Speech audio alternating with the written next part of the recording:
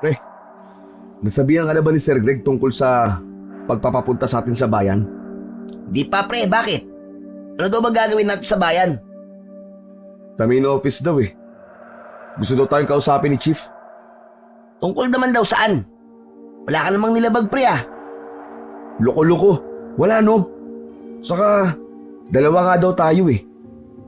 Sa bagay, partner tayo di ba? Kasalanan ng isa, kasalanan ng lahat. Hindi ganun pre.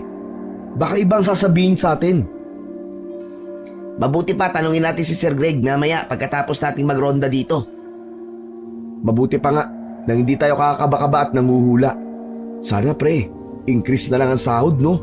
O kaya, tumaas na ang ranggo natin sa Forest Ranger 3. Magbilang anghel ka sana pare. Nagtatawanan pa nang bumaba ang magkaibigan sa ruta na madalas nilang tahakin. Papadilim na din kaya kailangan na nilang makabalik sa kanilang base. Naroon na din marahil ang karelyebo nila. Sa base ay agad nilang hinanap ang kanilang manager na si Greg. Mabuti na lang at nasa opisina pa nito ang lalaki. Mabuti naman nandyan na kayo.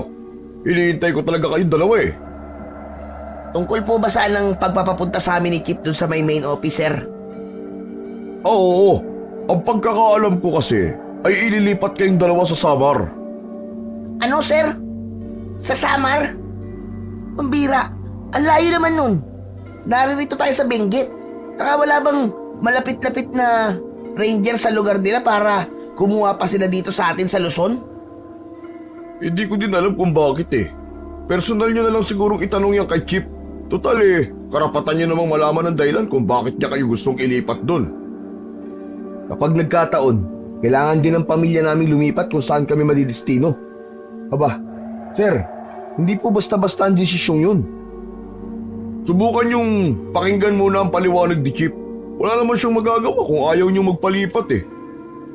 Yun lang, sayang ang promotion na nakaabang sa tatanggap ng alok niya. Sa pagkakaalam ko kasi, mag-a-upgrade kayo from Forest Ranger 2 to 3. Yung sahod naman dun ay di hamak na mas mataas dahil mas malaki ang kagubatan. Sino ba nagsabing ayaw namin magpalipat sir? Ang totoo nga niyan eh, masayang-masaya nga kami nitong si partner dahil mababago na naman ang paligid namin. Hindi ba partner? Natatawa na lang na sumang-ayon si Manuel sa kalokohan ng kanyang kaibigan. Maging siya ay nabigla, lalo na sa nakaabang na promotion sa tatanggap ng proposal. Dahil doon ay nawala bigla ang mga agam-agam niya. O paano sir? Puntahan na lang namin si Chip sa main bukas ha. Huwag ka nang hahanap ng iba ha. Para sa amin na yon. Oo na, ako pa nga nagrekomenda sa inyo eh. Alam kong hindi niyo ako ipapahiya. Makakaasa ka sa amin, sir. Baon ang magandang balita, masayang umuwi si Manuel ng gabing yon. Nang magpapahinga na sila ng kanyang asawang si Emilia, ay sa kanya ikinuwento dito ang proposal sa kanya sa trabaho. Pero napanood ko kanina sa TV. Wala pa palang sahod ang karamihan sa mga Forest Ranger. Wala ding benepisyo mula sa gobyerno. Ama ka, maswerte nga kami at pribadong sektor ang may hawak sa amin. Maganda ang mga benepisyo at tama din ang pasahod. Kaya nga hindi rin naman basta-bastang makapasok sa kanila eh. Kailangan tunay kang maalam sa kagubatan at may alam ng kahit 3 o hanggang 5 skills pagdating sa wild na kapaligiran. Anong plano mo? Tinanggap mo ba ang alok? Pwede naman akong umatras kung ayaw mong lumipat sa Visayas. Ano ka ba, mahal? Masaya ako sa promotion mo. E di ibig sabihin, payag ka na mapunta tayo ng mga bata sa Cebu. Eh pwede namang dumito na lang kami. Ikaw na lang ang pumaroon. Pero paano kayo ng mga bata dito? Kaya mo na ba? Oo naman, mahal. 10 at 7 taon na ang mga anak mo. Hindi na sila mga musmos. Kung sa bagay, tama ka. Moderno naman na ang panahon ngayon. Marami ng paraan para magkita at magkausap tayo kahit sa cellphone lang, di ba? Tama. Basta palagi mong iingatan ang sarili mo dun, ha? Wala ako doon para asikasuhin ka. Ano ka ba naman, mahal? Matanda na ako. Sarili ko na nga lang ang aasikasuhin ko eh. Di ko pa kaya. Samantalang ikaw, 2 bata ang aasikasuhin mo. Pagpasok ni Manuel kinabukasan ay meron na siyang pasya. Laking pasasalamat niya at maunawain ang asawa kung sakasakali ito ang unang beses na malalayo siya sa mga ito. Wala pa man ay ramdam na niya ang lungkot. Siguradong maho-homesick siya pag nagkataon. Ano pre, kumusta? Napapayag mo na ba ang commander mo na mag-transfer muna sa Visayas? Hindi pre, pero pumayag siya na tanggapin ko ang proposal. Kung ganun pre, ikaw na lang ang aalis, hindi na sila kasama? Oo pre, kung sa bagay, napag-isip-isip ko din. Hassle din kung kasama ko sila tapos yung mga bata mag-a-adjust na naman sa bagong kapaligiran at bagong pakikisama, lalo na sa eskwelahan. Yan, ganyan na ganyan din ang katwiran ni Mrs. sa akin eh. May punto naman, di ba? Kaya lang ang lungkot doon pre. Aasa na lang ba tayo kay Mariang Palad? Sira ulo ka talaga pare. Kanino pa nga ba tayo aasa? Di kay Mariang Palad lang. Yun ang pinakaligtas doon. Ahirap yun pre. Baka mapahanap ako ng engkantada kapag nagkataon. Bahala ka, ikaw din. Hindi ka nabibitawan nun at isasama ka na sa mundo nila. Ikaw na ang magiging hari ng mga engkanto.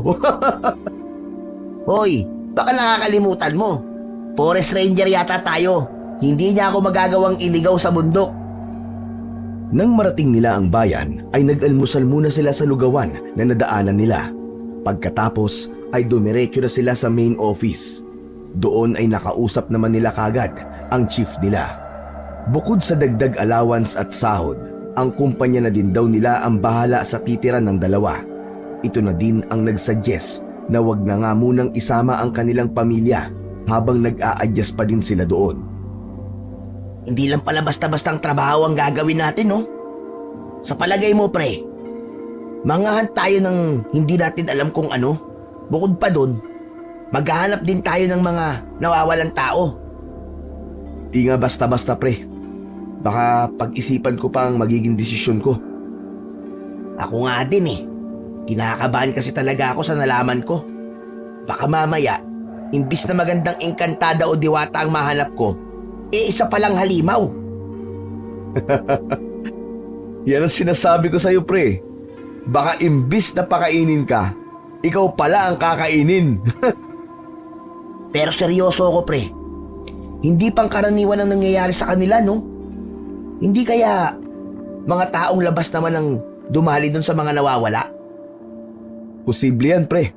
Baka nga. Hindi dapat bantay gubat ang hinahanap nila eh. Sana mga sundalo.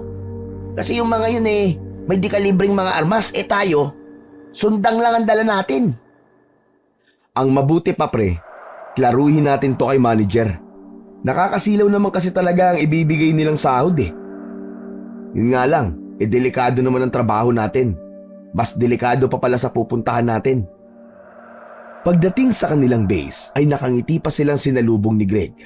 Nawala lang ang ngiti nito nang mapansing parehas silang tahimik. Sinabi nila agad dito ang mga nalaman. Patangu-tangu lang ito habang nakikinig. May mga kasama naman kayong sundalo dun eh. Yun nga lang, sila, limitado ang oras na pwedeng ilagay sa gubat. Ay, oo nga pala. Nasa paanan din mismo ng kagubatan na magiging barracks yung dalawa. Huwag kayong mag-alala. Safe naman dun eh. Wala ho ba kayong alam tungkol sa umaatake at kumikidnap daw sa mga nawawala doon? Wala nga eh. Sigurado ako pagdating nyo doon malalaman nyo din yan sa mga tao. Teka nga, kung tama ako, nagdadalawang isip na ba kayo ngayon? Hindi sila kumibo. Ang totoo ay nahihiya silang tumanggi dito. Nagkatinginan na lamang sila, nakikiramdam kung sino ang unang magsasalita. Alam kong mahirap at nakakatakot. Pero hindi ba ito naman talaga ang sinumpaan nating tungkulin bilang mga bantay gubat? Ang sumagip ng kalikasan at maging rescue sa mga taong nawawala o naliligaw, umaga man o gabi, umaraw man o umulan. Di ba nga? Kaya nga tayo may skills at tamang kaalaman. Kakampi natin ang kalikasan. Mahal niya tayo dahil alam niya na isa tayo sa mga nangangalaga sa kanya. Nagkatinginan ang magkaibigan. Sabay din silang napayuko at nahiya sa sarili. Nang araw na yon ay buong puso nilang tinanggap ang offer upang hindi na mag-alala. Hindi na sinabi ni Manuel sa kanyang asawa ang tunay na dahilan kung bakit kailangan nilang madestino sa Cebu. Alam mo pre, parang kinalawang na nga din ako eh. Malapit ko na nga yatang malimutan lahat ng alam kong survival skills eh. Siguro ito na yung sign para magamit ko na ulit at subukan ng husay ko. Tama ka pre. Ilang taon na din tayo dito sa Benguet pero ni minsan hindi natin nagagamit ang mga kaalaman natin. Alam ba ni Mare ang tungkol sa mga gagawin natin sa Cebu? Oo. Ayoko kasing maglihim sa kanya lalo't ganito kadelikado ang pupuntahan natin. Pinipigilan nga ako eh. Nag-iiyak pa nga. Tapos na. Nako, paniguradong malalaman din to ni Emilia. Bakit pre? Hindi mo pa ba sinasabi? Hindi pa. Ayoko mag-alala siya sa akin eh. Saka, iniiwasan ko din kasi yung mga gaya niyang sa kinuwento mo. Alam mo naman ako, mahina ako sa ganyang bagay eh. Ay oo nga pala no. Baka mamaya ay magkaiyakan pa kayo. Pero paano yan pre? Madaldal pa naman ang asawa ko. Paniguradong hindi papayag yun na ilihim lang sa asawa mo mga nalalaman niya. Ay, oo nga eh. Sabihan mo na lang kaya siya na huwag nang maingay. Paano kung may mangyari sa'yo pre? Mamaya maging cargo de konsensya pa namin yun. Pagkatapos sisihin pa kami ni Kumare. Aba, mahirap naman yung ganun pare. Intindihin mo sana ako. Pare, walang mangyayaring masama. Ikaw naman, wala pa nga nag-iisip ka na kagad ng negatibo. Nagtitiwala ako sa kakayahan ko at sa kalikasan. Ay nako. Siya sige. Susubukan kong pakiusapan si Mrs. na wag na lang munang magkwento. Pero kapag sinigawan ako, ikaw ang bahala ha. Oo na. Hindi na natin hawak ang desisyon niya pare. Bahala na. Alam kong maiintindihan naman ni Emilia kung bakit ko to nilihim sa kanya. Oo nga naman. Si Mare pa ba? O paano? Tara, shop muna tayo. Mahaba pa ang biyahe natin. Mabuti at kahit papano makapag-relax-relax man lang tayo dito sa barko. Ayaw sanang uminom ni Manuel pero malamig ang gabing yon. Isa pa ay naiisip niya na kagad ang kanyang mag-iina. Dati naman siyang nalalagay sa panggabing duty pero iba ang gabing yon. Batid niyang kinabukasan ay walang masasayang muka ang bubungad sa kanya sa kanyang pagising.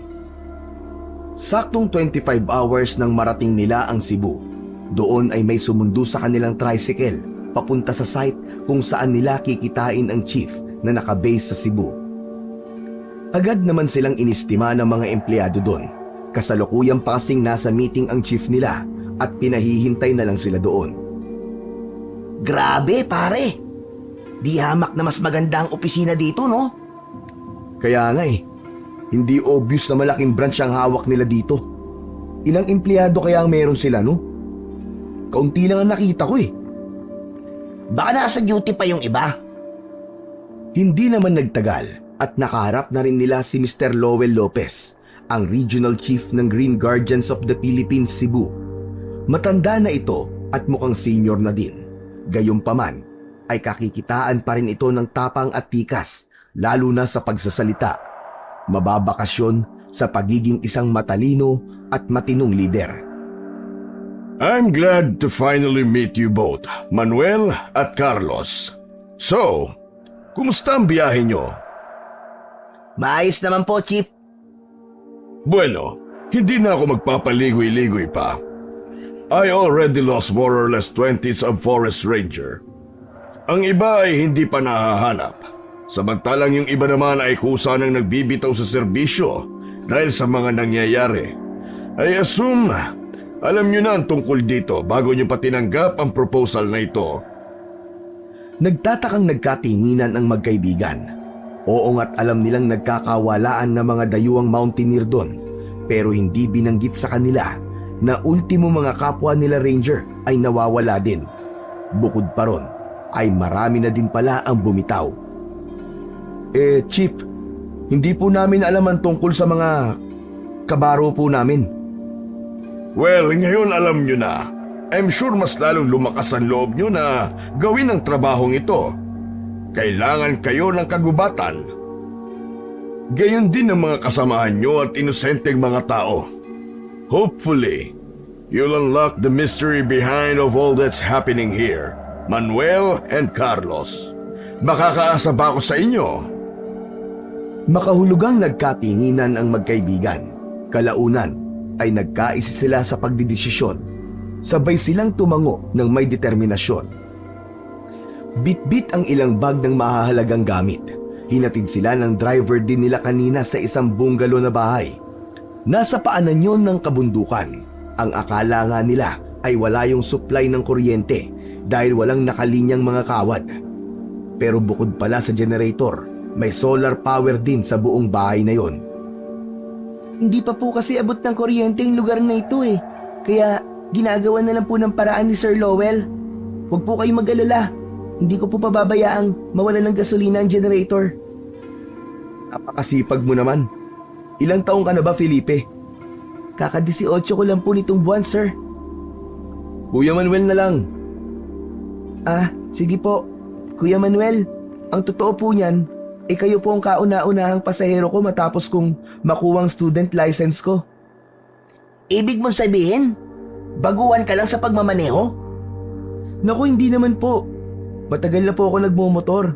Hinintay lang din namin na mag-legal age na ako para makakuha po ako ng lisensya. Ganun ba?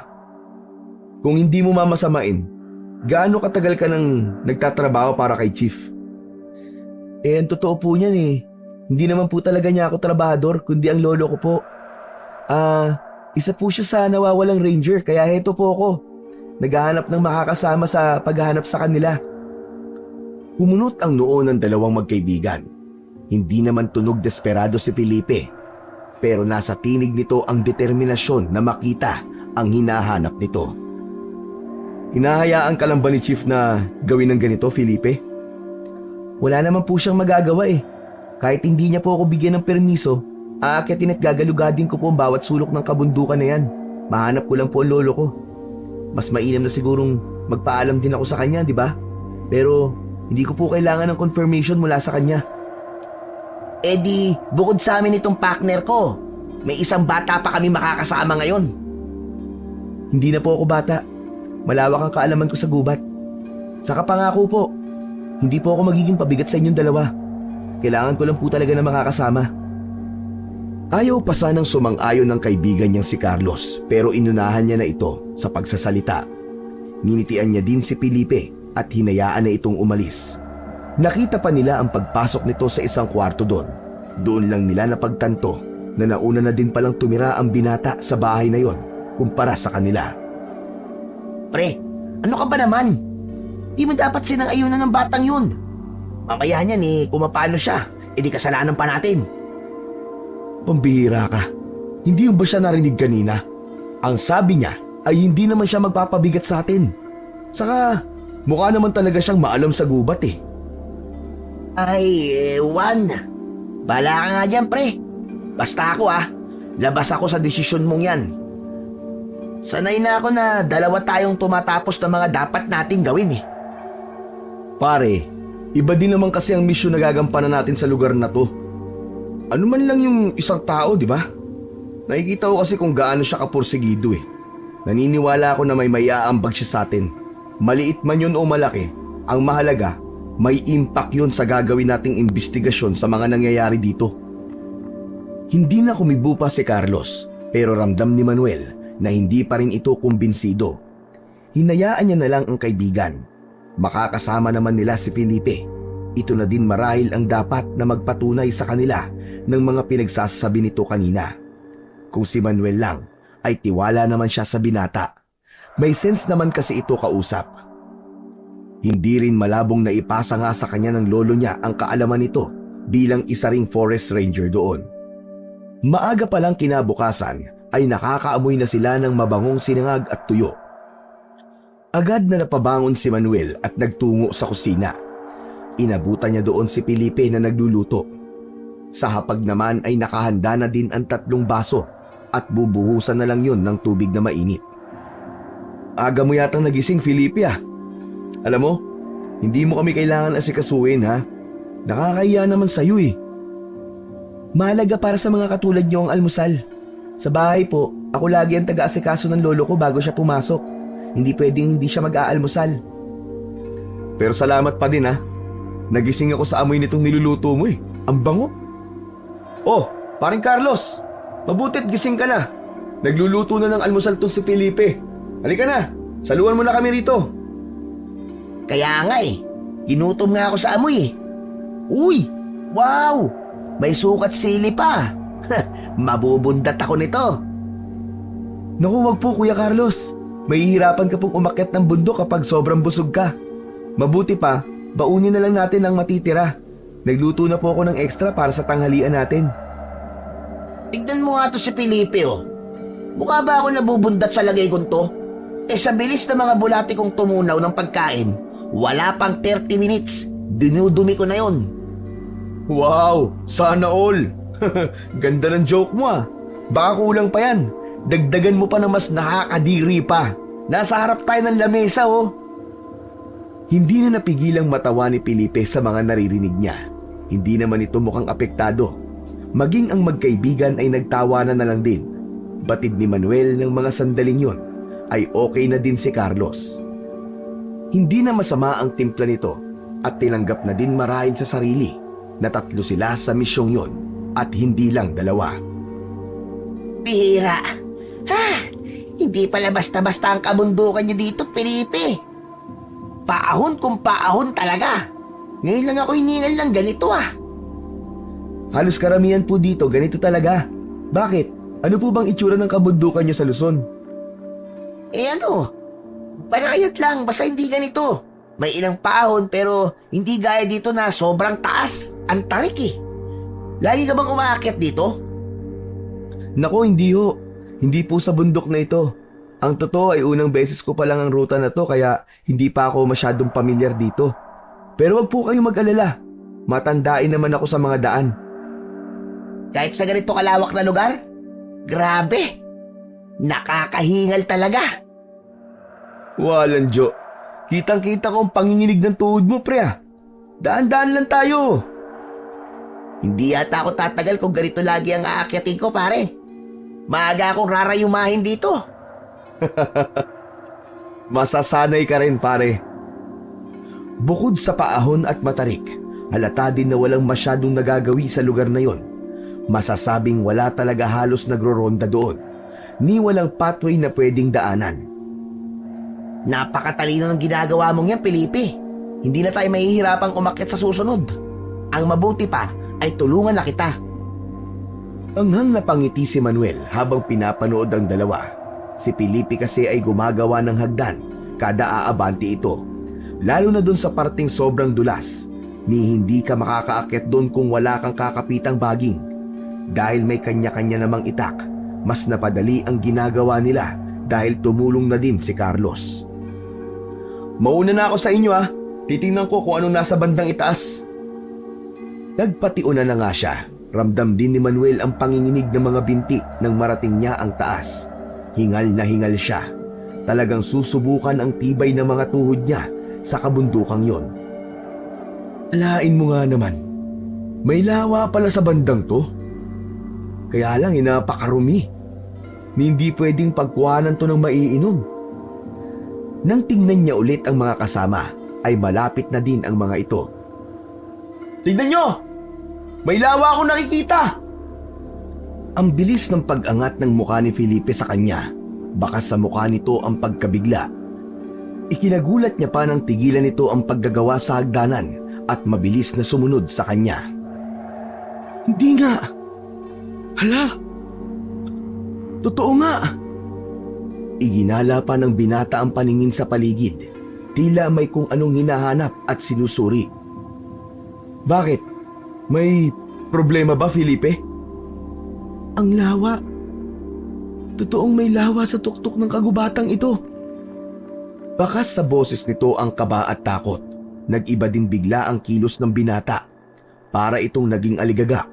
Dahil doon, kaya nabahala na si Manuel.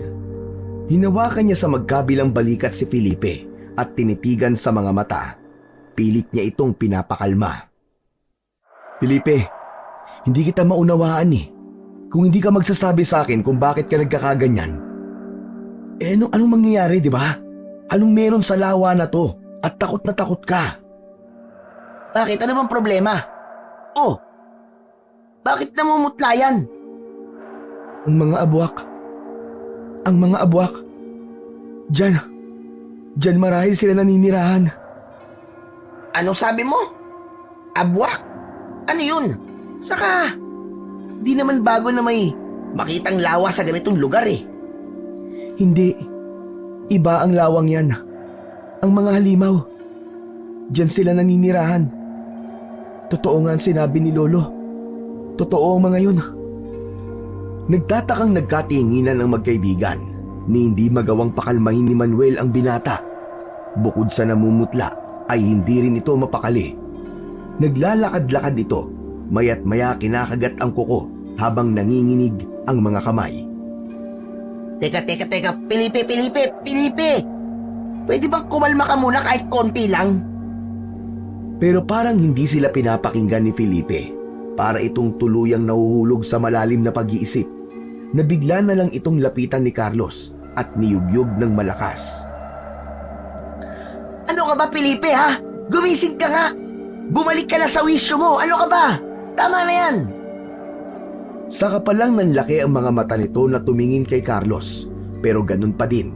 Para itong tuliro at nawawala sa sarili. Nang bigla na lang itong sampalin ni Carlos, doon pa lang din siya kumilos para lapitan ang kaibigan. Pare, tama na, ano ba? Anong ginawa mo? Mga kuya, kailangan na natin bumalik. Baba na tayo! Bilisan natin! Kita mo na? Kung hindi ko pa inalog ang utak niyan, baka abuti na tayo ng gabi dito nang lalakad-lakaran lang tayo ng batang yan. Tara na po, bilisan na po natin. Felipe, sandali lang. Sandali. Makipag-usap ka nga sa amin.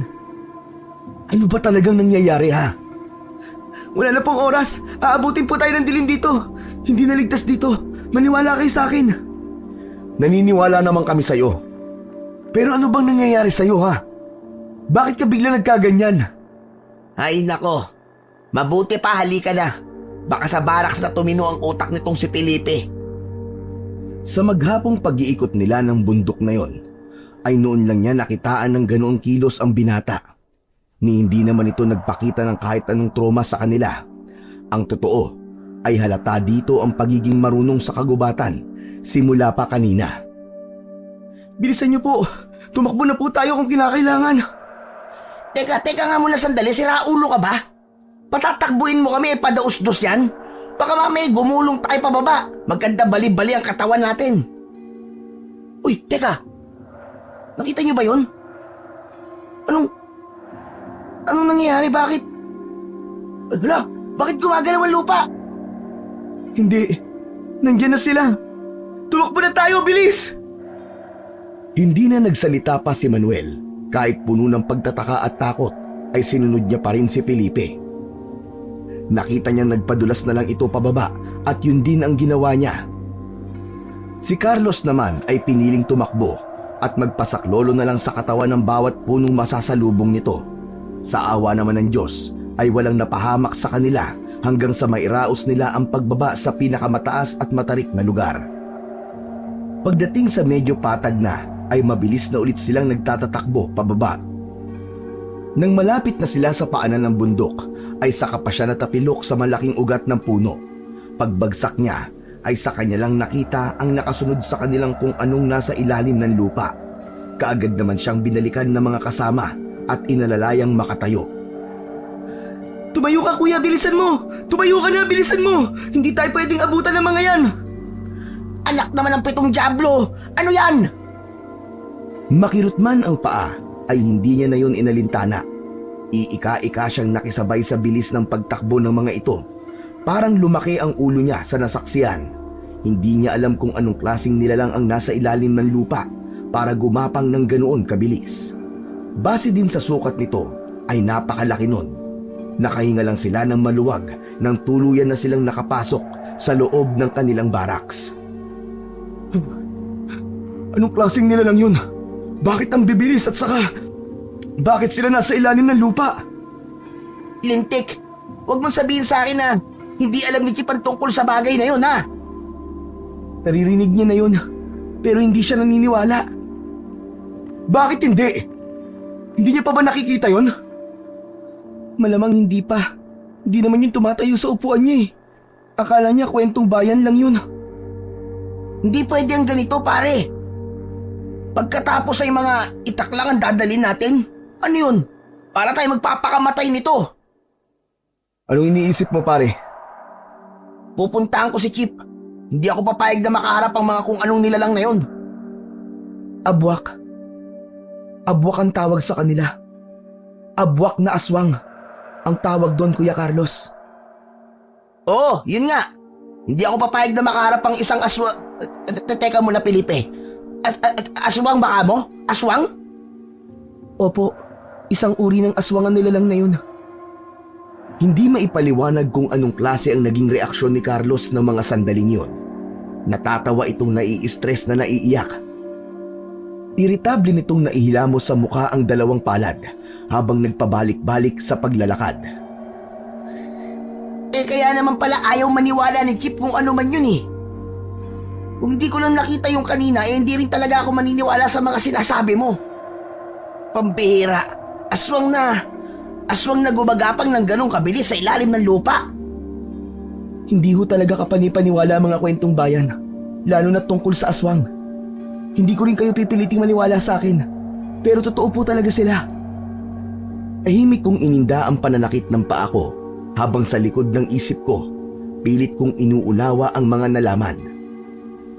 Hindi sumagi ni minsan sa isip ko na isang nilalang na akala ko ay gawa-gawa lamang ng mga taong may malikot na imahinasyon ang siyang kailangan naming harapin sa lugar na yon.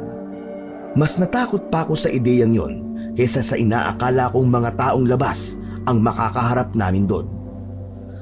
Pero Chip, nakita ko eh. Nakita namin. Kitang-kita namin kung paano kami habulin ng kung ano mang lintik na yon. Ayan nga't na-disgrasya pa si Manuel eh. Sa loob ng 5 taon namin sa Benguet, kahit umulan o umaraw, hindi na didisgrasya ang kaibigan kong yan.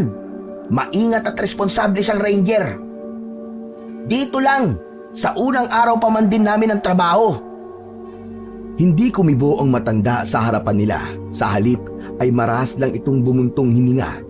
Alam ni Manuel, nakikita niya sa mukha nito na gusto nitong maniwala, pero may kung anong pumipigil dito. Hindi sa ayaw kong maniwala sa inyo. Ay, nako. Ang totoo niyan, natatakot akong harapin ang mga nilalang na yon. Hindi ko alam kung bakit nagbalik na naman sila. Napanganga si na Manuel at Carlos. Pagkatapos ay makahulugan na naman silang nagpalitan ng tingin. Napayuko na si Mr. Lopez. Maya-maya pa ay tila stress na stress sila nitong tiningnan ng salitan. Sana maintindihan nyo na hindi ko pwedeng gawing dahilan sa mga kaanak ng nawawala ang ganyang katwiran. Hindi ba? Pagtatawanan lang nila tayo. Bukod pa doon, inaalala ko ang kapakanan ng kumpanya. Ayokong sasabihin ng mga tao na puro nababaliw na ang mga nagtatrabaho dito. Nauunawaan naman po namin ang tungkol sa bagay na yan, Chief. Ang mahalaga lang naman sa amin ay maniwala ka. Dahil yun po ang totoo. Ano bang alam nyo sa mga nilalang na yun? Huli silang sumalakay, magkakalahating siglo na ang nakararaan. Bata pa ako noon, mga 16. Isa ako sa tumulong para isara ang lagusan na kumukonekta sa mundo nila at mundo natin. May sarili silang lugar noon na pinakialaman ng mga tao. Nang makalabas sila dito, ay marami din ang namatay. Ang hindi ko maintindihan, maayos naman ang lahat. Matitino ang mga ranger ko at sinisiguro ko na well-educated sila sa mga lugar na restricted na para sa mga mountaineer. Hanggang isang araw, nagsimula na namang magkandawalaan ng mga tao. Ang iba ay hindi pa nahahanap, habang may iilan naman na natatagpo ang gutay-gutay na ang katawan. Napangiwi si Manuel sa nalaman. Hindi niya ma-imagine ang sarili na mamamatay ng ganoon. Pero sa sitwasyon nila ngayon, hindi imposibleng mangyari ngayon sa kanya isang araw. Totoo bang mga aswang daw ang mga yon, Chip? Oo, totoong uri ng aswang ang mga yon. Sila yung mga nilalang na nagkakatawang bayawak. Ilalim ng lupa ang pinakalakas nila. Doon sila dumadaan para habulin ang kanilang biktima. Gamit ang vibration ng yapak o takbo, nagagawa nilang tukuyin ng mas mabilis ang kinaroroonan ng nais nilang biktimahin. Chip, paano natin sila magagawang pabalikin sa lugar nila? Hindi yung ganong kadali, Manuel. Kailangan muna nating hanapin kung saan sila nanggagaling at paano sila nakalabas. Kasunod nun, ay kailangan yung mahanap ang pinakananay nila. Ito yung abwak na pinakamalaki at nangingitlog upang dumami ang lahi nila. Pinakaiingatan nila ito dahil naglalabas lang ito ng itlog kapag may mga biyag silang nasasalina nun. Totoo bang lahat ng to, Chip? Parang pakiramdam ko habang nakikinig ako sa inyo. Para siyang kwento, palabas lang eh. Parang pinagtitripan nyo lang kami. Kanina halos umusok ang ilong mo nung inakala mong ayaw kong maniwala sa'yo. Pagkatapos ngayon, ikaw naman ang nagsasalita ng ganyan. Bahagyang natawa si Carlos sa kanyang sarili. Pagkatapos ay nailing. Bakas sa mukha nito ang pinaghalong pagkamangha at pagdududa. Tipong maging sarili nitong tainga at mga mata ay ayaw na nitong paniwalaan. Akong bahala sa inyo. Nakikiusap ako. Huwag niyo na akong iwanan dito. Sa lahat ng ranger, kayo lang ang pumilit sa akin na maniwala sa inyo. Yung iba, tumatakbo na lang pagkatapos magbigay ng resignation letter. Nakakalungkot kasi. Puro mga kababayan ko pa ang mga yon. Tama si Chief. Pagtutulungan natin tong tapusin. Kuya Carlos, Kuya Manuel, kailangan namin ng tulong nyo. Kailangan kayo ng bayang ito. Hindi ako mangangako ng kahit na ano sa inyo. Alam kong buhay nyo ang nakasanla sa misyong ito. Gusto ko lang ipaalam na anuman ang mangyari, naririto na ang kasulatan na pinagawa ko. Doon nakasaad na hindi na maghihirap pa ang inyong mga pamilya sa oras na may mangyaring hindi inaasahan. Chief, hindi sapat na pangako yan. Ang kailangan naming marinig mula sa inyo ay ang pangakong poprotektahan mo kami dahil may pamilyang naghihintay sa amin. Walang problema kung kailangan nyo ng tulong eh. Tutulong naman kami. Pero sana naman, huwag nyo kaming gawing alay sa mga animal na yun. Masarap mabuhay, Chief. Minsan kahit hikahos, basta't nakakasama ko ang pamilya ko, okay na sa akin yun. Hindi makasingit si Manuel dahil sa bilis ng salita at haba ng sinabi ng kanyang kaibigan. Alam niyang nagpapanik lang ito kaya gano'n na lang kung makapag-react. Yun nga lang ay hindi niya mapigilang mailing at mangiti. Wala kasi itong preno sa pagsasalita na akala mo ay isang babae. Tama kaya itong desisyon natin, paring Carlos?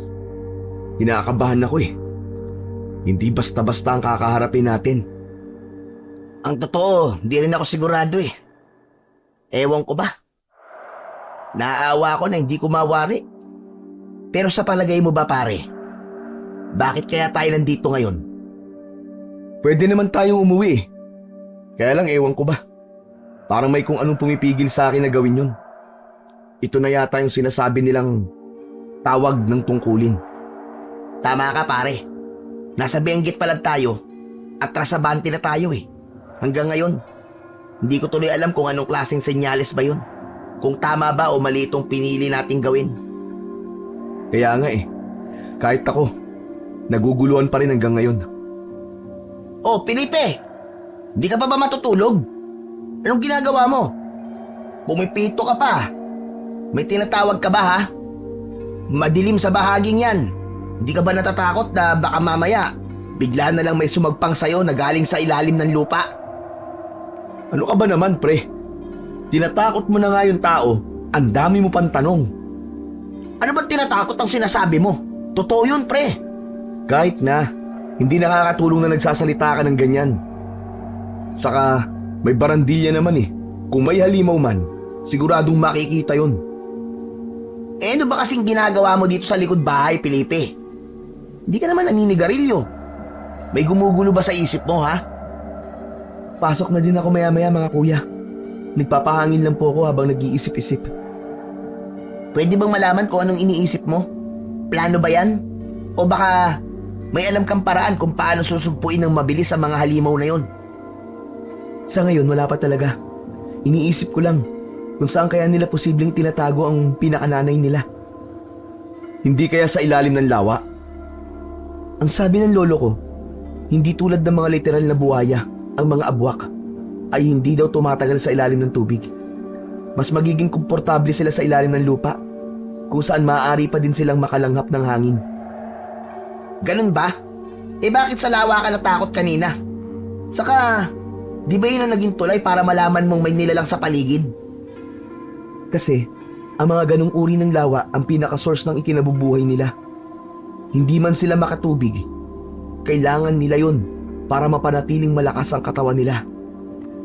Felipe, kung hindi mo mamasamain, paanong nalaman ng lolo mo ang lahat ng tungkol dito? Saka, paano mo ding nalaman? Ikinuwento lang din ba sa'yo bigla ng lolo mo o ikaw ang nagtanong sa kanya? Doon napansin ni Manuel na parang naging balisa si Felipe. Nag-iwas ito ng tingin sa kanila at sa madilim na bahagi na lang ng kabundukan ibinaling ang atensyon. Madalas namin mapag-usapan ni Lolo ang tungkol doon. Tulad ni Chief, naka-inkwentro din minsan ni Lolo ang mga agwak ngayon noon. Ganun naman pala. Hindi nakapagtatakang marami siyang alam tungkol doon. Saka, mabuti na din at alam mong ilang bagay tungkol sa kanila. Makakatulong yun sa atin, Felipe. Tumango naman ito at kiming yumiti saka nagpaalam nang papasok na sa loob. Sila naman ay tinapos na din ang paninigarilyo upang makapagpahinga na. Nang sumunod na mga araw ay hindi muna sila umakyat sa bundok at nagronda. Plinano nilang maigi ang magiging kilos nila. Narito na lahat ng hiningi natin kay Chief. Kumpleto na ang mga yan para sa gagawin nating mga patibong. Salamat, Felipe. Magpahinga ka na muna at kumain. Kakatapos lang namin ni Carlos. Kami na ang bahala dito sa mga dala mo. Yan bang paa mo, pre? Kumusta? Parang hindi ko napansin na umiika-ika ka simula nung makauwi tayo kahapon galing sa bayan, Di ko ba nabanggit sa'yo? Binigyan ako ng pain reliever ni Chip. Medyo madami nga eh. In case daw na kailanganin natin. Kaya ayan, magapa siya pero hindi ko naramdam yung kirot. Teka, wala ba nun sa mga medicine kit na nandito? Meron naman, pero hindi gaya nung binigay niya. Mas malakas kasi yun. Yung pain reliever kasi na ininom ko nung nadisgrasya ako, halos hindi umepekto. Yung bigay ni Sir, pang mga sundalo daw yun. 1 beses lang ako uminom. Hanggang ngayon, hindi na bumalik yung kirot. Talaga? Ang galing naman pala nun kung ganon. Tama yan. Maigi nang may nakaabang tayong ganyan. Hindi natin alam ang pwedeng mangyari sa mga susunod na araw o buwan. Walang mangyayari sa atin, pare. Tigilan mo sabi ang kakaisip mo ng negatibo eh. Malakas makahatak ng hindi magandang bagay ang ganyan. Ayoko lang maging ipokrito, pare. Gusto kong hinaharap ang katotohanan kaysa nagtatago sa mala fairy tale na buhay. Ano ka ba? Hindi naman tayo nagtatago eh. Alangan namang delikado na nga. Tatakutin pa natin ang sarili natin. Isipin mo na lang, kailangan na natin tapusin ang misyon dito para makauwi na tayo sa mga pamilya natin. Hindi na kumibo pa si Carlos pero napansin niyang nalungkot ito sa huling sinabi niya. Maging siya ay nakaramdam ng bigat nang maalala niya ang kanyang mag-ina. Mukhang hindi pa nito alam ang sitwasyon niya at wala pang nagsasabi. Maayos niya pa kasi itong nakakausap at yun ang mas nagpapalungkot sa kanya. Wala itong kaalam-alam na napakadelikado ng sitwasyon niya ngayon. Sigurado ka ba na kayo na lang ang maglalagay ng mga to, pre? Oo, pre. Tapusin mo na lang yung 2 pang natitira. Saka, magapa din yung paa mo ngayon eh. Baka imbis na hindi mo nararamdaman ang kirot, kapag napuwersa ka bigla, bigla yang sumakit. Tama si Kuya Carlos. Dumito ka na lang muna, Kuya Manuel. Kaya na namin tong 2. Tsaka baka mamaya niyan bigla na naman sumalakay ang mga yun. Hindi ka ba kasabay sa amin sa pagtakbo? Madisgrasya ka lalo. Oo na, sige na. Dami mong sinabi. Oh, basta mag-iingat kayo ha. Yung mga napag-usapan nating lugar, doon nyo lang ipwesto. Baka mamaya niyan ako masilo yung 2 balang araw. Huwag ka mag-alala. Habang nilalatag namin to, gagawa kami ng mapa para sa'yo. Mas maigi pa nga kung ganun. Sige na, lumakad na kayo at tanghali na. Huwag kayo magpapaabot ng dilim ha. Hinatid na lamang ng tanaw ni Manuel ang mga kasamahan. Naglalakihan ang mga bitbit ng mga ito. Idagdag pa na may binigay ding armas sa kanila si Chief Lowell. Mga matataas na kalibre ng baril na nakapangalan mismo dito. Buong maghapong abala si Manuel sa pagbuo ng magaang silo. Dahil doon, kaya hindi niya nararamdaman ang paglipas ng mga oras. Nagulat pa siya sa pagtingin niya sa bintana ay kalat na pala ang dilim sa labas. Kinabahan siya kaya tumayo siya kaagad at tiningnan ang bukana ng papasok sa kagubatan. Wala pa ding sinyalis doon ni na Carlos at Felipe. Naku po. Diyos ko. Panatilihin mo sanang ligtas sa mga kasama ko. Nagsimulang manlamig ang mga kamay ni Manuel. Kasabay nun ay hindi na siya mapakali. Balisa siya habang mayat-mayang nakaantabay sa nooy madilim ng bahagi ng kagubatan. Bilisan nyo na, umuwi na kayo, Carlos, Felipe. Hindi pwedeng may mangyaring masama sa inyo. Hindi maaari yun. Sa kanya naalala na may dala nga palang cellphone si Felipe. Keypad lang yun pero maayos na nakokontak. Mabilis niyang kinuha ang sarili niyang cellphone at dinayal ang numero nito. Para siyang nabunutan ng tinik nung magring yun. Hello? Hello, Felipe? Hello? Hello, Kuya Manuel. Shh! Huwag ka na ulit tatawag pakiusap.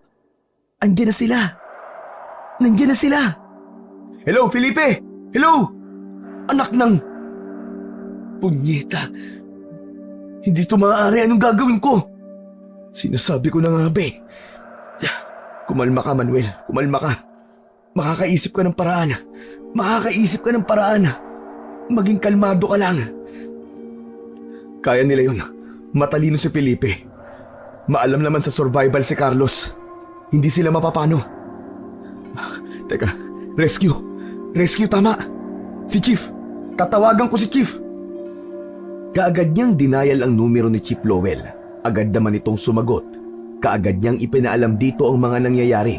Nangako naman ito na magpapadala ng rescue agad-agad. Habang naghihintay, ay nag-asikaso na din si Manuel ng mga kakailanganin niya sa pag-akyat. Binitbit niya ang medicine kit at sinama doon ang ilang shot ng pain reliever. Nang matapos ay naisipan niyang tawagan muna ang asawa at mga anak. Ipinaskil niya ang peking tuwa sa muka at nilakasan na din ang loob para hindi siya tuluyang maiyak. Oh, bakit ganyan ang mata mo? Ha? Ano bang meron sa mata ko? Baka dahil lang yan sa pagod. Hindi. Parang ang lungkot-lungkot mo, mahal. Kahit nung nakaraang araw, ganyan ka rin. Sabihin mo nga sa akin, dahil ba yan sa kakaibang misyon nyo dyan sa Cebu? Mahal? Paano mo nalaman? Alis ka pa lang, alam ko na. Sinabi ni Mari sa akin nung gabi. Bago kasi ako makatulog, ay nakachat ko pa siya. Alam ko na ayaw mo ako mag-alala, kaya hindi mo sinabi sa akin ang tungkol doon. Pasensya ka na, mahal ah. Salamat sa pangunawa mo. Mahal na mahal ko kayo ng mga bata. Mahal na mahal ko kayo. Mahal ka din namin. Pagdarasal ko kung ano man ang gagawin niyo ni Paring Carlos ngayon. Pagtiwala ka lang sa kakayahan mo. Kaya mo yan, pa. Kaya mo yan. Kita niyang nagbabanta ng bumagsak ang luha sa mga mata ng asawa. Pero sa halip ay humiti lang ito ng may pagtitiwala sa kanya. Ni wala siyang narinig na negatibo mula rito, na para bang hindi naman talaga ganun kadelikado ang gagawin niya at babalik siya ng ligtas. Hihintayin ko ang tawag mo bukas ha. May sorpresa ako sa'yo. Ano? Sorpresa? Oo, magandang sorpresa. Kaya maaga mo akong tawagan ha. O kung kailan ka hindi na busy. Napatango na lang si Manuel ng sunod-sunod. Hindi niya akalain na ang pagtawag niyang yun sa asawa ang magbibigay pa sa kanya ng karagdagang tapang. Ang akala niya kasi ay iiyak lang siya ng iiyak. Plano niya din sanang ipagtapat sa asawa ang tungkol sa sitwasyon niya, pero nauunawaan na siya nito at sa magandang paraan pa. Bago dumating ang mga rescue, ay nakakain na din siya. Siniguro niyang tama lang ang nakain niya nang sa gayon ay makakilos pa din siya ng maayos o makakatakbo ng mabilis kung kinakailangan. Oh, Chief, sasama po kayo? Oras na para harapin ko sila. Hindi ko kakayaning humigalang at maghintay ng update sa bahay habang kayo ay nalalagay sa peligro. Pero Chief, hindi naman po sa pag-aano pero may edad na po kayo Gabi na at matarik ho ang daan. Kakayanin niyo po ba? Huwag mo kong alalahanin, Manuel. Sa ulo ko pa sa aking isipan ng kabundukan na yan. Naging playground ko yan ng napakahabang panahon. Nangiti na lang din si Manuel sa nakikitang determinasyon sa mukha ng kanilang chief. Ramdam niya na hindi ito magpapaiwan. Mukhang determinado talaga itong sumama sa kanila. Ang totoo ay isang malaking shotgun din ang daladala nito. Paglabas niya ay nakita niya ang nasa 12 mga sundalong kasama nito. Gusto ko lang ulitin sa inyo. Hanggat maaari ay wag na wag kayong gagawa ng malakas na yabag. Hanggat maaari, maging maingat sa paghakbang. Ito ay para din sa kaligtasan natin lahat. Nagkakaunawaan ba tayo? Sabay-sabay na sumagot ang mga sundalo. Maging ang nagsisilbing leader ng mga ito ay matamang nakikinig kay Chief Lopez. Ilang sandali pa, binabaybay na nila ang daan patungo sa pusod ng kagubatan. Tansyado ang bawat takbang. Ang usapan ay puro senyasan at bulungan. Sa likod ng isip ni Manuel, alam niyang may ideya na din ang mga ito sa magiging kapalaran nila sa oras na makagawa sila ng malakas na vibration sa lupa. Nakikita mo ba ang uka sa lupa na yan? Isa yan sa dinaanan ng abwak. Marami silang trace na iniiwan sa lupa, pero hindi yan masyadong nakakatulong kapag hahanapin mo sila. Ang totoo ay ililigaw ka lang ng mga trace na yan. Kung ganun ho, anong paraan ang ginagawa niyo para mahanap ang kinaroroonan ng mga bihag nila? Mga gamit ng biktima. Dahil kinakaladkad sila ng mga ito sa ilalim ng lupa. May mga bagay na naiiwan ng mga yun doon. Minsan ay mismong bahagi pa ng mga suot nilang damit ang nahahanap namin. Tsinelas o di naman kaya sapatos. Dahil doon ay marahan niyang kinalkal ang nakaumbok na uka sa lupa. Umaasa na may makikitang clue o gamit doon na magtuturo kung nasaan ang kaibigan at si Felipe. Ilang sandali pa ay sumenya siya. Siya kasi ang nagbibigay ng senyales kung saan inilagay ang mga patibong na ginawa nila ng ilang araw. Mabuti na lang at tanda niya kung saan nila yon na pag-usapang ilalagay.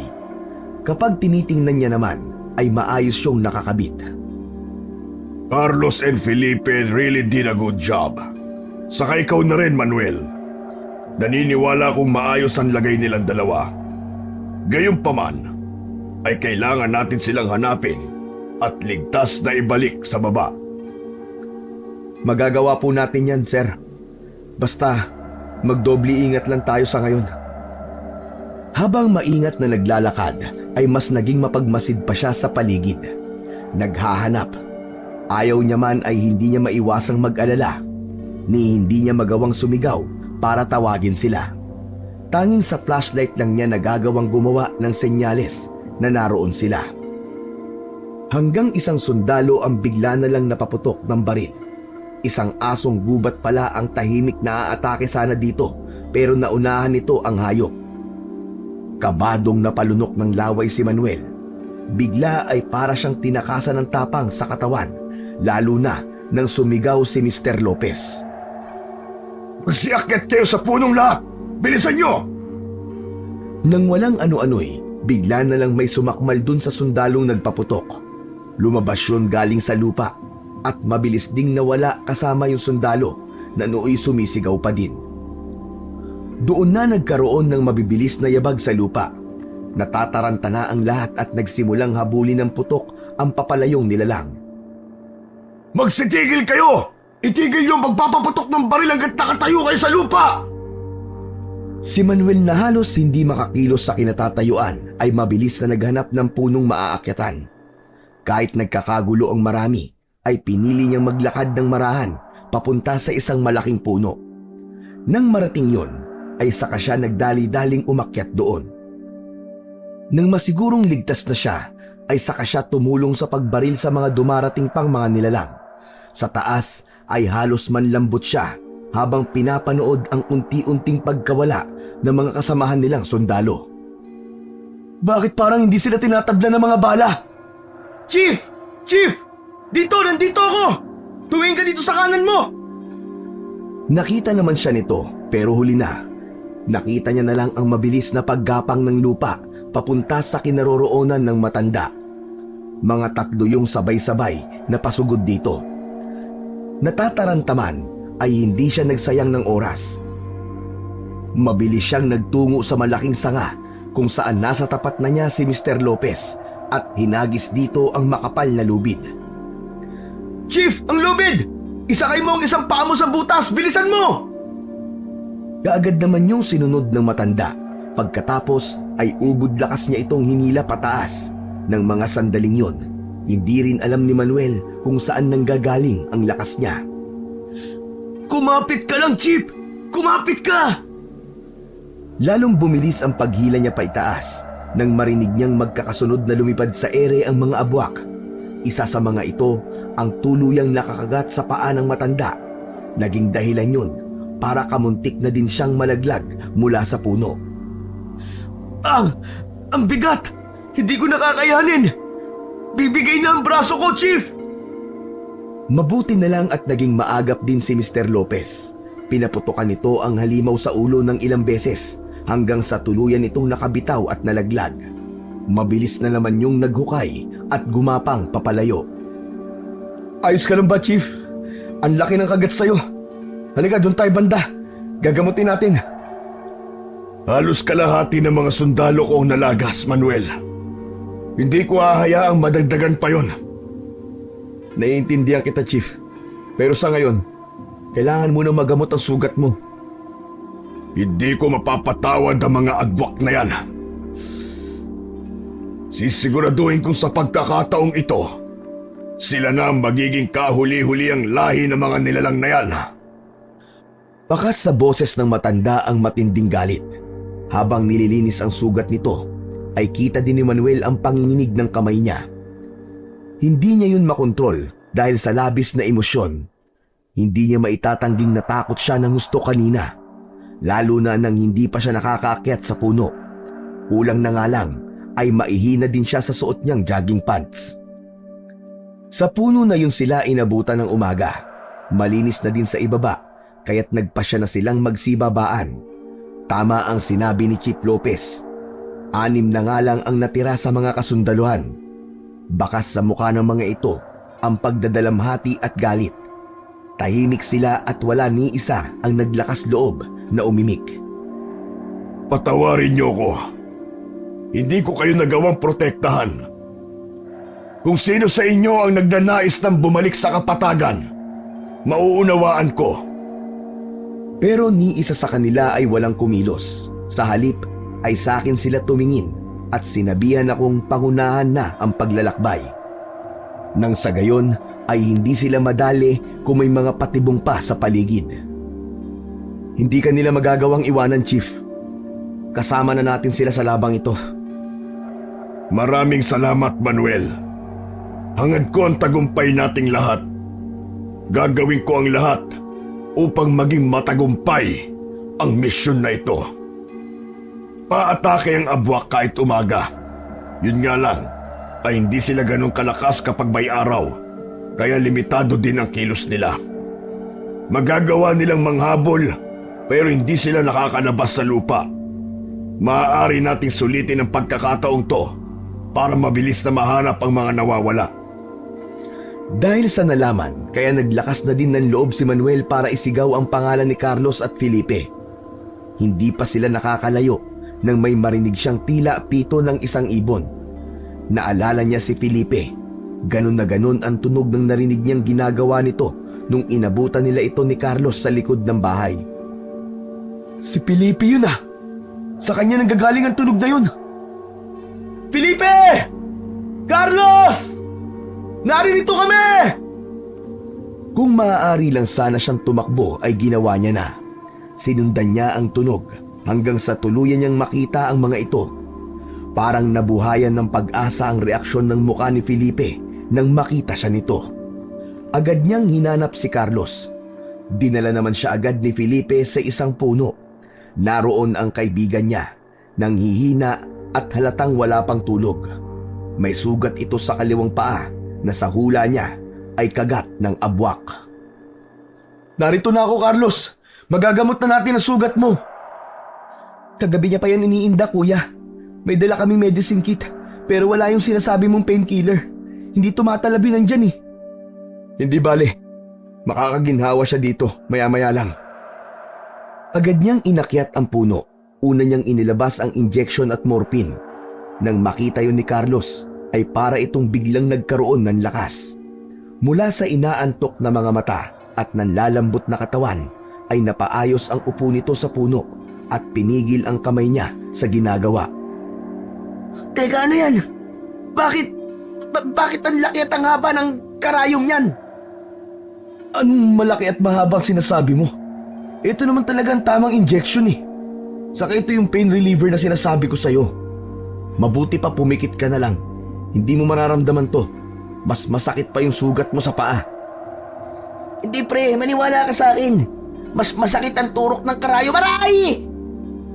Kung kanina ay namimilipit lang ito sa kirot ng paa ng mga sandaling yon, ay bigla na lang itong naiyak dahil tinurukan niya ng gamot. Kakaiba palang level ng pain tolerance mo, pare. Sa matinding sugat, okay ka lang. Pero sa maliit na turok, halos maihi ka na. Napatili ka pa. Hindi bale mamaya. Gaganda na ang pakiramdam mo. Matulog ka muna at magpahinga. Dinaan na lang ni Manuel sa pagbibiro ang pinaghalong tuwa at lungkot na nararamdaman niya. Siya ang nagsasabi, madalas sa kaibigan, na huwag maging negatibo. Hindi siya pwedeng magdrama, lalo sa kalagayan nito ngayon. Teka, si Chief ba yun? Oo, tama ka. Kasama ko siya naghahanap sa inyo at sa iba na rin. Nung narinig ko yung putukan kagabi, inakala kong naubos na din kayo. Wala akong lakas ng loob na sumilip. Tama lang naging desisyon mo, Felipe. Mas mainam na binantayan mo na lang ang Kuya Carlos mo. Kuya, patawad ah. Ano ka ba? Walang may gusto na mapahamak ang kahit na sino. Sa uri ng trabahong ginagampanan natin ngayon, hindi mo talaga masasabi kung sino. Ang lolo ko, kuya. Ang lolo ko may kasalanan ng lahat. Natahimik si Manuel sa pagsasalita. Pilit na iniintindi ang ibig sabihin ng binata na nasa katabing sanga lang nakaupo. Mas safe pa rin kasing mag-usap doon kaysa sa lupa. Hindi kita naiintindihan, Felipe. Ang lolo mo? Nakita mo na ba siya? Hindi pa, kuya. Pero may pakiramdam ako na alam ko na kung saan sila matatagpuan. Yun naman pala eh. Mabutit may ideya ka na kung saan tayo maghahanap. Saka, paano naging kasalanan ng lolo mo to? Akala ko, napahamak si Carlos dahil sa kagat ng abwak. Si lolo, siya ang dahilan. Siya ang dahilan kung bakit may mga abwak ngayon dito. Ano? Pero paano? Bakit? Siya ba ang tinutukoy ni Chief na posibleng nagpalaya sa mga nilalang na yun mula sa pinaglulunggaan nila? Tama ka, kuya. Bukod kasi sa pagiging forest ranger, sa lamangkero din si Lolo.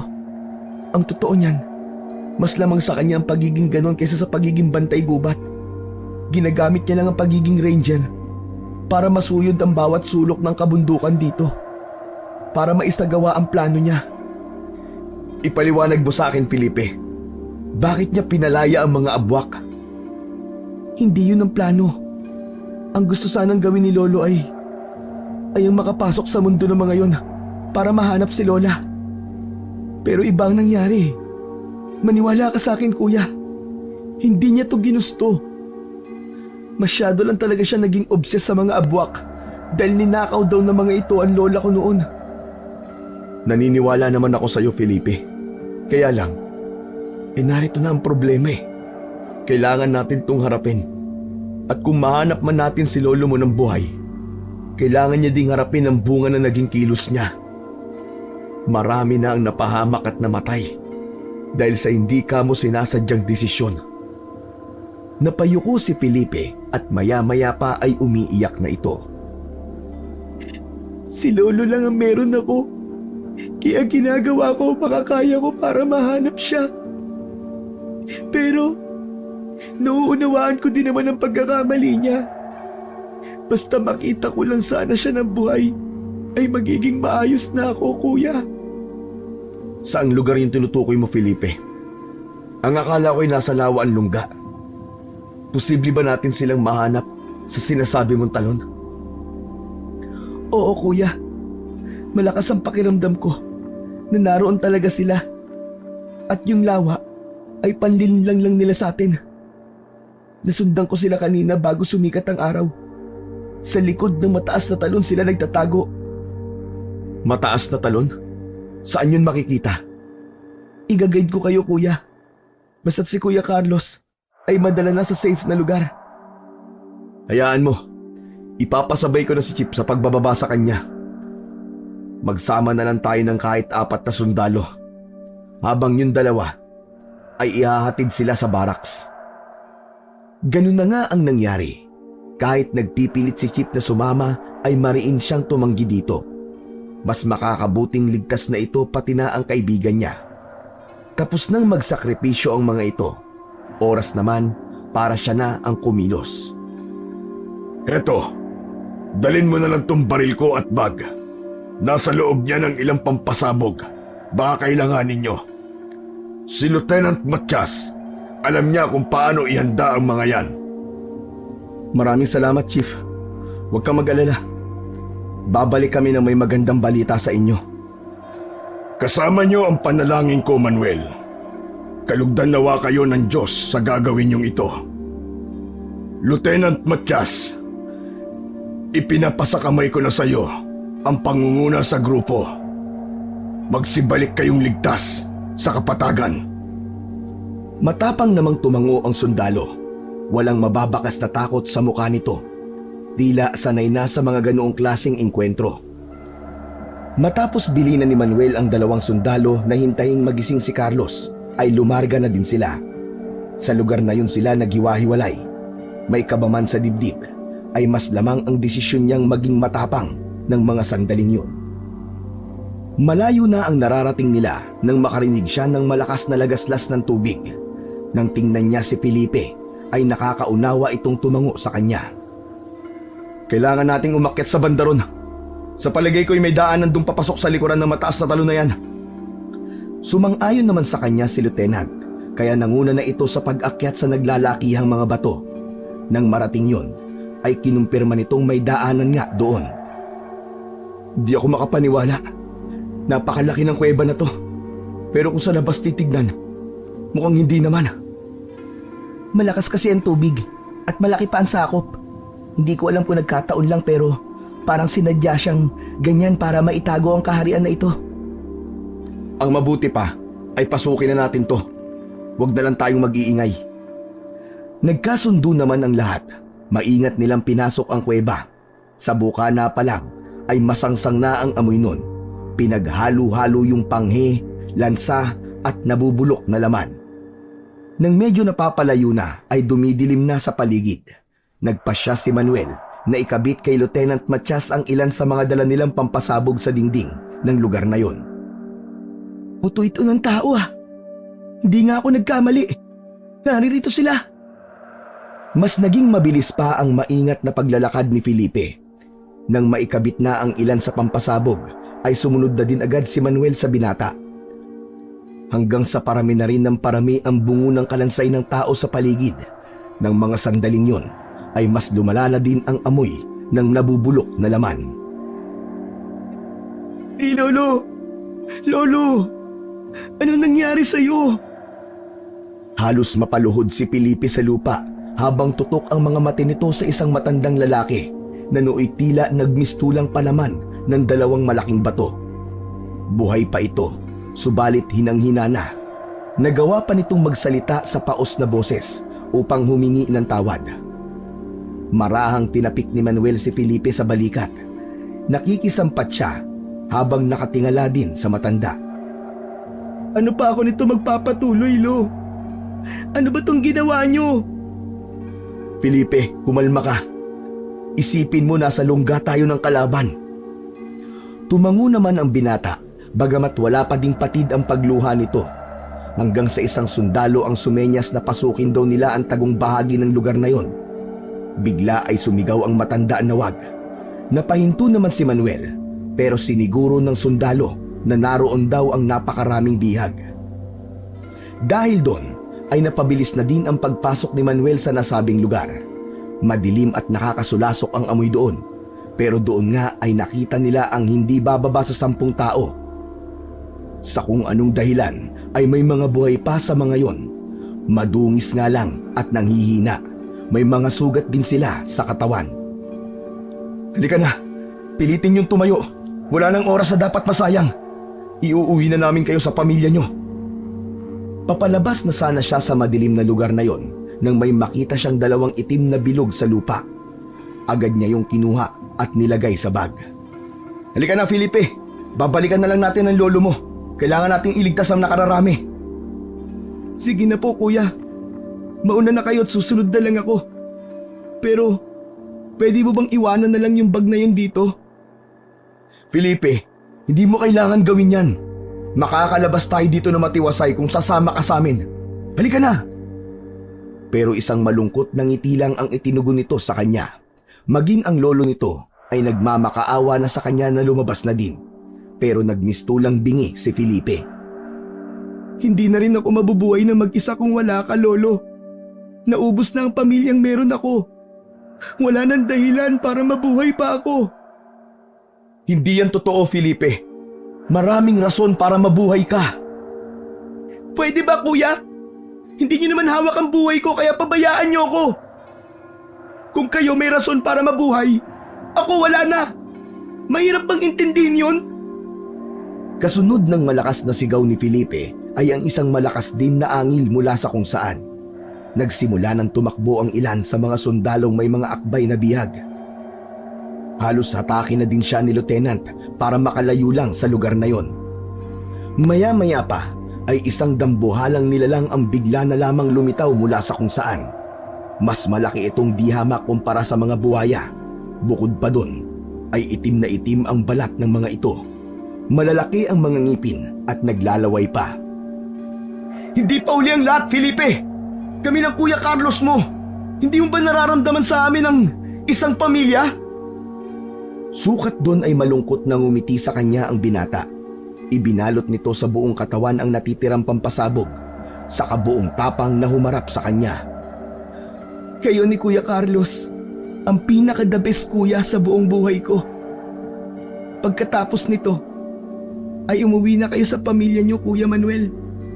Huwag mong hahayaang ubusin ang panahon ng oras mo sa mundo bago mo sila maisip na makasama.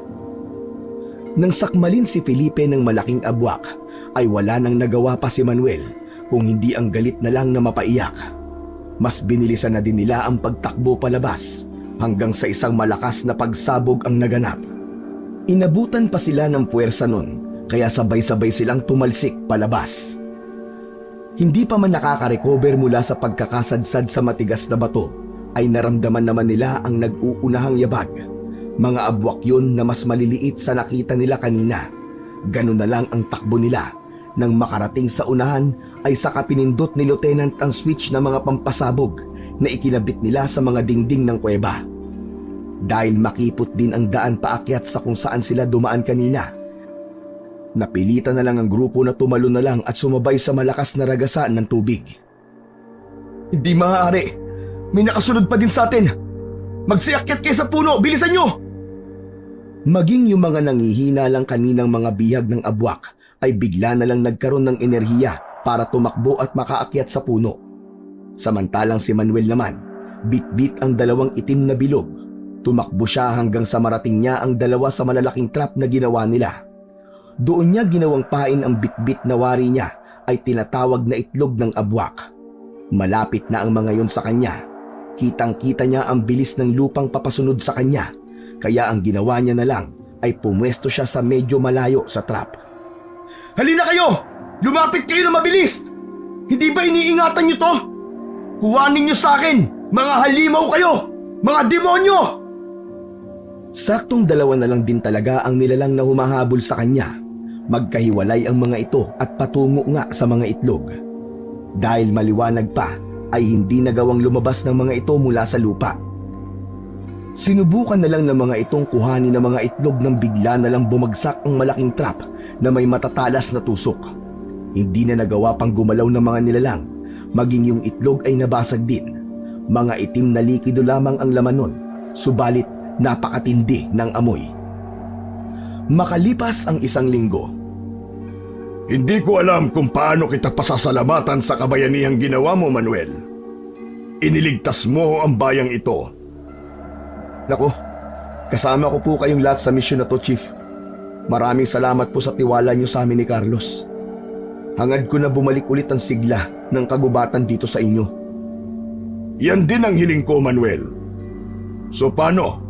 Anong plano mo ngayon? Dumito na lang kayo. Dalhin niyo ang pamilya niyo dito. Ako na ang bahala sa lahat. Sa Benguet po kasi talaga ang buhay ng pamilya ko, Chief. Hayaan niyo po at papasyalan namin kayo dito kapag may extra budget. Kaya nga ho, kapag may mga abwak na lang po ulit, ipatawag niyo tong si Manuel. Kayang-kaya niya na yon. Matapang to eh. Sira ka talaga. Hindi ko yung kakayanin kung wala kayong lahat, no? Saka, wala na sigurong natira miski isa. Depende kung may nagpaiwan sa loob. Sarado na yung kuwebang lagusan nila. Baka ni tubig, hindi makalabas dun eh. Grabe pare, napakahusay ng ginawa nyo. Maging yung isinakripisyo ni Felipe ang sarili niya para mapatay yung inahin ng mga abwak. Chief, may pakiusap nga po pala ako sa inyo. Sana palagi niyong alayan ng sariwang bulaklak at ipagtirik ng kandila si Felipe at ang lolo niya dun sa talon. Gagawin ko yon, Manuel. Hanggang ngayon hindi ko pa rin matanggap ang sinapit ng batang yon. Napakatapang niya para gawin yon. O siya, Chief, tigilan na nga natin to. Ang bigat po sa pakiramdam eh. Kailangan natin maging positibo palagi. Hindi ba, Carlos? Oo, tama. Dapat laging ganun.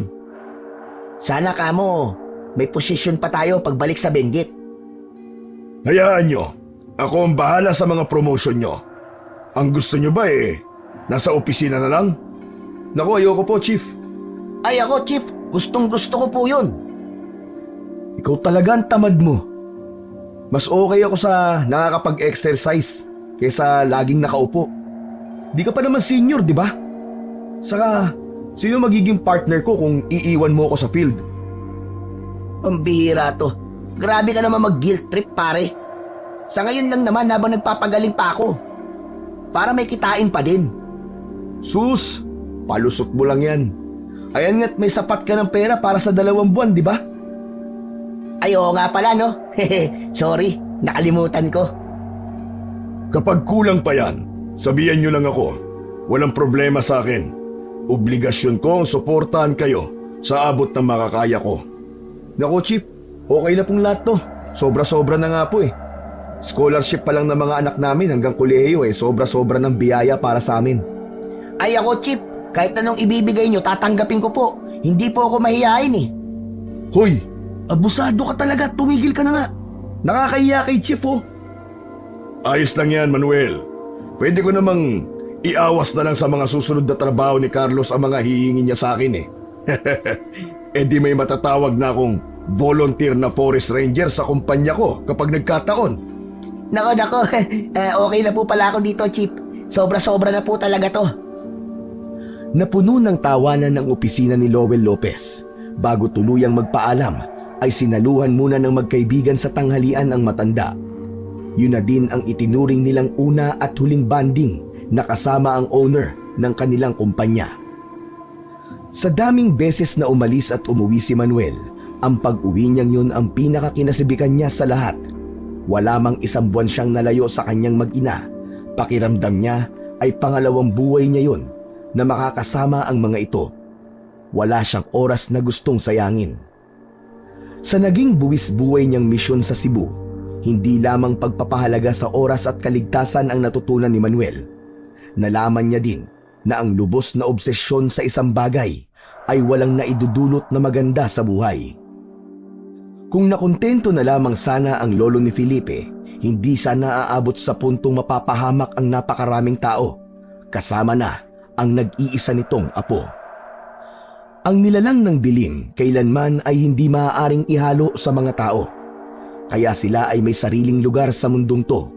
Yun ay upang maging balanse lamang ang lahat at matutunang irespeto ng bawat isa ang nag-iisa nilang kayamanan, ang kanilang buhay.